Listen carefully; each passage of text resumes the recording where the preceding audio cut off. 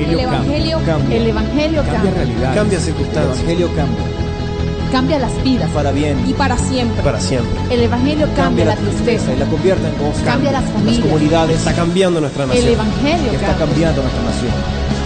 El Evangelio cambia.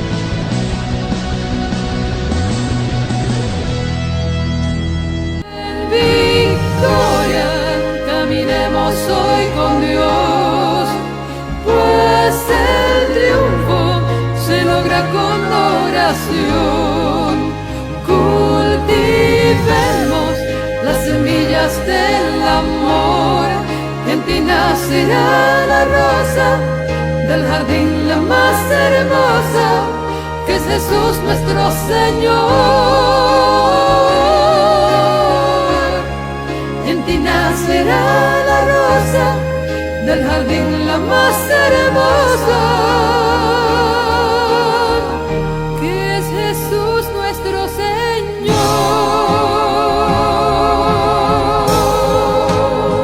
Bueno, estamos nuevamente llevando a ustedes una emisión más de este su programa, El Evangelio Cambia. Hay que madrugar a buscar el jardinero, como decía la alabanza, a encontrar la mejor rosa que se llama Jesucristo.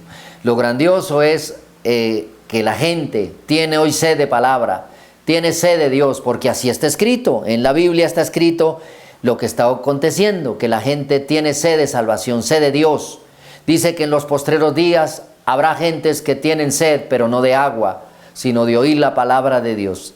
En los postreros días habrá gente que tienen hambre, pero no de pan, sino de oír la palabra de Dios. Aquí voy a hablar algo en un libro que se llama el libro de Habacuc. Si yo encuentro y quiero mirar de toda la gente que se quejaba, protestaba delante de Dios, este profeta, el profeta Habacuc, es uno de los que le presentó en una ocasión una queja a Dios. Y sabe, querido televidente, Dios se la contesta. Pero antes de eso, digámosle al Espíritu Santo: ven a mi vida, Padre Santo, Dios soberano, envía, Señor, tu riego celestial, tu riego espiritual, tu unción sobre mi vida, Señor. Acompáñame en este momento para dirigirme con palabras de cordura, con palabras infalibles, verdaderas, para que lleguen allí al corazón de los televidentes, Señor. Tu venida se acerca, todo lo que está escrito se está cumpliendo, Señor. Y la gente necesita el mensaje de salvación, necesita la revelación tuya.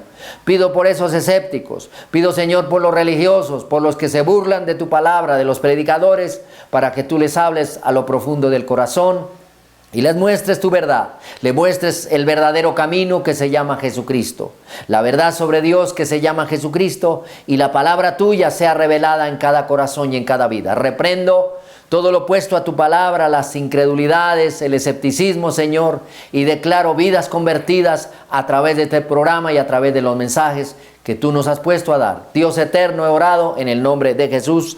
Amén. La queja de Habacuc comienza en el capítulo 1, el verso 13 y 15. Dice lo siguiente, capítulo 1 de Habacuc, verso, voy a leer hasta el 15. Dice lo siguiente: muy limpio eres de ojos para ver el mal. Le está presentando el profeta una queja a Dios. Ni puedes ver el agravio. ¿Por qué ves a los menospreciadores y callas cuando destruye el impío al más justo que él? Y haces que sean los hombres. Ponga cuidado, querido televidente, a esta reflexión, a esta palabra que a través de una queja le presenta el profeta Habacuc al Dios mismo, al Dios eterno. Y haces que los hombres, dice, sean como los peces del mar, como los reptiles que no tienen quien los gobierne. Sacará a todos con anzuelo, los recogerá en su red y los juntará en sus mallas, por lo cual se alegrará y se regocijará. Bueno, en una palabra le estoy diciendo, le vuelvo a reiterar, es una queja, ¿cierto? Algo que está en contra de lo que Dios como que hace en su gran misericordia. La palabra de Dios dice que cada mañana son grandes sus misericordias. Siempre cuando yo oro, yo digo: Señor, tú dijiste que cada día traía su propio afán, pero también tú dijiste que cada día son grandes tus misericordias, y yo quiero hacer parte de ellas. Así debe ser, ¿cierto? Una oración.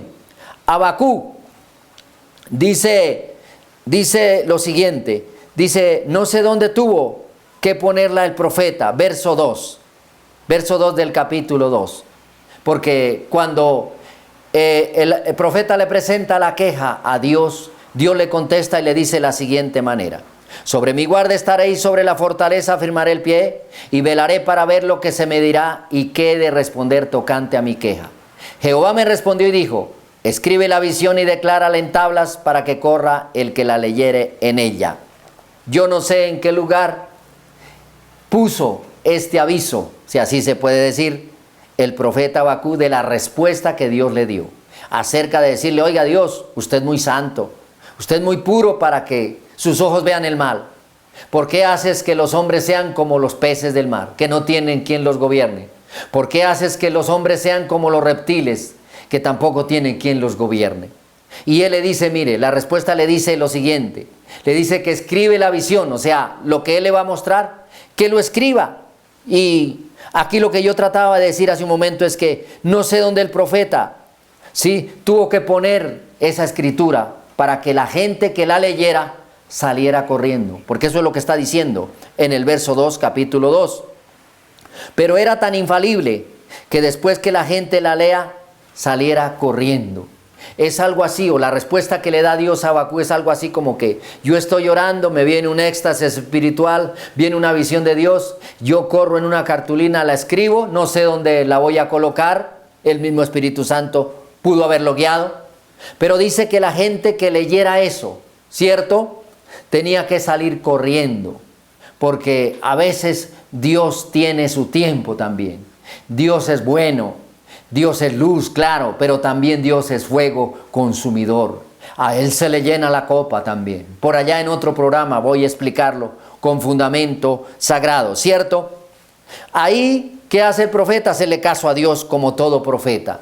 Dice en el verso 3 que aun si se demora, la visión se le va a cumplir. Aquí es tácito, prácticamente lo que Dios, la respuesta que le da a Dios. Pero ¿sabe qué, querido televidente? Me agrada algo de lo cual está en el siguiente versículo, en el 4. Y se refiere a la gente que no quiere permitir que los gobierne Dios. Y ahí lo toma en el verso 4. ¿A quién toma?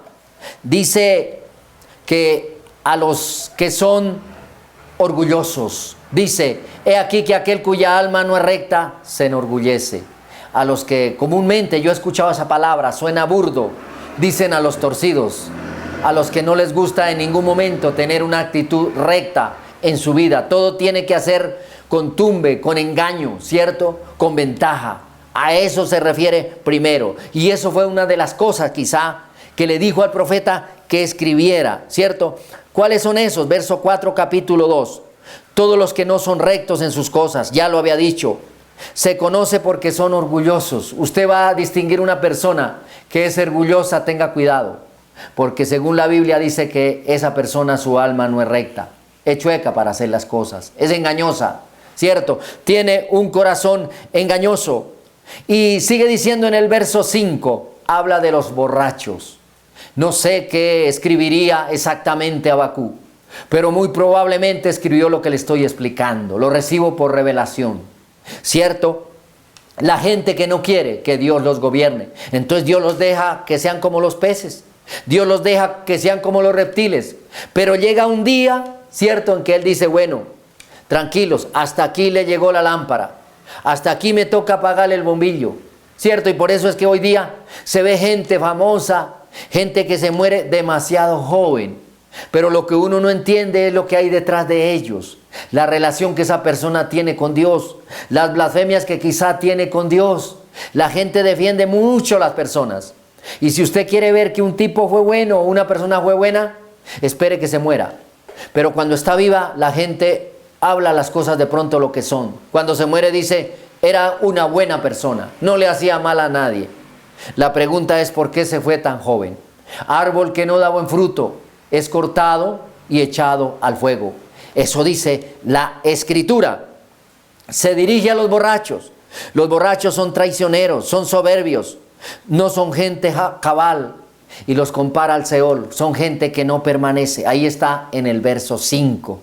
O sea, como quien dice, yo lo entiendo de esta manera. Ponga cuidado, querido televidente. Las primeras personas que Dios va a cortar, que Dios va a enjuiciar, son personas de las cuales nombra aquí en la respuesta que le dio a Habacuc. Las personas que son orgullosas, su alma no es recta. A las personas que son soberbias, que son borrachas, que son dadas al vino. Cierto, la gente que no es cabal. Cierto que sí, ahí hay cosas que uno lo tiene que poner a pensar. Cuando Dios le dio la respuesta al profeta, le dijo, mire, aunque se demore, mi juicio le va a llegar. Aunque tardare, la visión que usted ve ahí, le va a llegar. Yo no sé cómo pondría de pronto Habacuc, si lo puso en letras o lo puso en gráficos, pero que él le hizo caso a Dios de la respuesta, sí. Porque fue allá y dice, escribe la visión, que el que la va a leer, el que pase y la lea, mire, tiene que salir corriendo. Ahí dice en el verso 2 del capítulo 2. Eso fue lo que hizo Habacuc. Hay que entender las cosas. Si uno se pone a tratar de comprender a Dios, se vuelve loco. Pero si uno le obedece a Dios, es un deleite. Así es Él, porque Dios hace cosas que, Dios mío, rompen esquemas, rompen mentalidades, rompen ciencia, rompen lo que el hombre tiene como sistema, lo rompe Dios. Aquí le mandó a escribir una visión, y vuelvo a decir, yo no sé qué hizo Habacuc. De pronto era un dibujo, de pronto eran los dibujos que él vio en visión, pero el profeta a través del Espíritu Santo sí los entendió. La gente que iba a mirar eso, ya fueran palabras o fueran figuras, iba a salir corriendo, porque Dios tiene su tiempo. Y vuelvo a decir, querido televidente, a Dios se le llena la copa. En otro programa voy a buscar ese texto, ya lo leí, ya lo encontré. Cuando la gente se siente con el agua al cuello, piden a Dios, pero cuando están en su comodidad, se olvidan de Dios. Ese es el carácter de la humanidad. Ese es el corazón perverso y engañoso que tiene un ser humano. Cierto, Dios hizo la obra redentora. Lo recuerdan siempre como una tradición, pero no como una relación con Él. Por ahí en un comentario dije lo siguiente, aplicado a esto. ¿Por qué las personas no se comportan como se comportan el Viernes Santo? Un día al año se comportan bien, porque no toman porque es pecado, no dicen grosería porque es pecado, no dicen mala, bueno, tantas cosas que hacen ese día porque es pecado. Bueno, ¿y por qué no siguen ese ritmo de vida de ahí en adelante como si todos fueran Viernes Santo? Eso es lo que Dios quiere, y eso es lo que una persona, ¿cierto?, se forja a hacer, o Dios le forja a hacer cuando una persona llega a Cristo. Querido televidente, el profeta da una queja y mire, Dios le da una respuesta.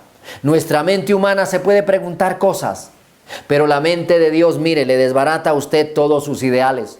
¿Se acuerdan las respuestas que daba Jesús? ¿Se acuerdan las que le dio al diablo en las 3 tentaciones? No sea bobito Jesús, diga a estas piedras que se conviertan en pan. Jesús le citó la palabra al enemigo y le dijo, escrito está, Satanás, no solo de pan vivirá el hombre, sino de toda palabra que sale de la boca de Dios. Lo llevó al pináculo del templo. ¿Y sabe qué le dice el diablo? Le dice, échate aquí abajo, porque escrito está, a tus ángeles mandará acerca de ti para que no tropiece tu pie con piedra. El diablo le citó la palabra a Jesús en la segunda tentación. Luego lo lleva y le muestra todos los reinos de la tierra y le dice, oiga Jesús, póstrese, adóreme, y todo esto que a mí me ha sido entregado se lo voy a dar. Escrito está, le contesta, le cita la Biblia, le cita la Escritura, la palabra de Dios, y le dice, no tentarás al Señor tu Dios, a Él solo adorarás y a Él solo servirás. Con eso se defendió Jesús. ¿Qué hizo el Señor? ¿Cierto? Cuando le presentaron a la adúltera, ¿cómo los echó para atrás? ¿Cierto? El que esté libre de pecado, que tire la primera piedra. Así, cuando le hablaron del tributo, del diezmo, ¿cómo los echó para atrás? Hizo traer una moneda y dijo, ¿de quién es la cara y de quién es la inscripción? Ah, de César. Bueno, den a César lo que es del César y a Dios lo que es de Dios. Como quien dice, paguen sus impuestos y den lo que es de Dios, lo que a Dios le pertenece. Muchos cuestionan ese tema, es espinoso, lo tratamos tal vez en otro programa, pero es así. O sea, y así tiene que ser el ser humano. Delante de Dios, la gente piensa ganarle a Dios. Y aquí, pues Habacuc dijo, caramba, todo un profeta, ¿y cómo no le voy a presentar yo una queja? Le voy a decir, oiga Dios, Pero usted tan santo, tan sublime, tan omnisciente, tan omnipresente, y usted sus ojos santos y mirando el mal, ¿cierto? ¿Por qué permites a los hombres que sean de esa manera? Pero él le contesta en una visión que el que la fuere a leer en ese momento, ¿cierto? Salía corriendo. A veces la gente cree que el evangelio es la doctrina del miedo. A veces la gente cree que el evangelio es la doctrina o la filosofía del terror, ¿cierto? La religión rara. Mentiras, es la palabra de Dios. Venga Cristo, venga la Escritura, para que sus ideales se le cambien, ¿cierto? Cristo está a las puertas. Eso no es para uno afanarse ni hacer como aquí la visión que le dio a Abacú. O colóquela ahí. A veces uno dice, caramba Dios, pero por aquí ¿quién va a pasar? ¿Quién la va a leer? No sé, 10 almas, 50 almas, 100 almas, 500 almas la van a leer. Se van a arrepentir. Caramba, pero este programa, mire, a esta hora, no sé, habrá gente que Dios tocará su corazón, se convertirán a Él y entenderán, así como Abacú, la respuesta de Dios en esa visión.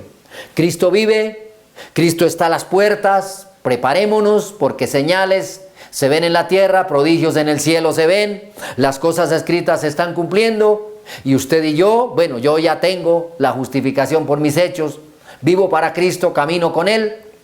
Haga lo mismo, querido televidente. Bueno, Dios le ama, que la paz de Cristo lo acompañe y que el cielo se abra a su favor.